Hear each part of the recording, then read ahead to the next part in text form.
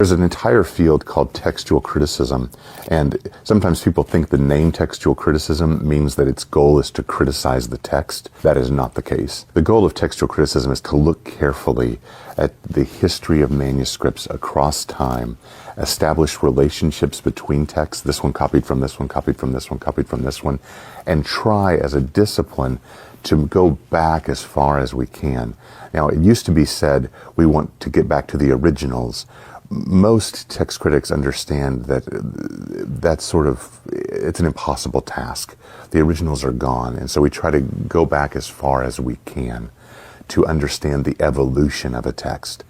There are some texts that have considerable variance in them, and a good English Bible is going to alert you to that. There are times when, for example, you have the Dead Sea Scrolls, text of Isaiah, let's say, and you compare that to the Masoretic text of Isaiah.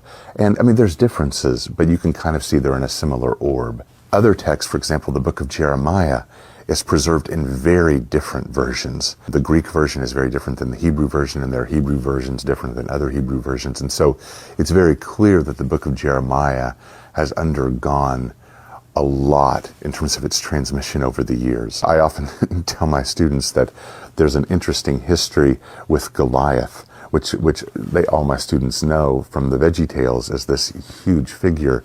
And if you actually look back at the manuscript evidence, he's shorter in some of the older text, and he gets bigger, which actually kind of changes the meaning of the text, because in the earlier versions, which is actually preserved in the Greek version, he's similar in height to Saul, which makes it a text more about Saul and less about just this enormous figure that is bigger than Saul and David and everyone else.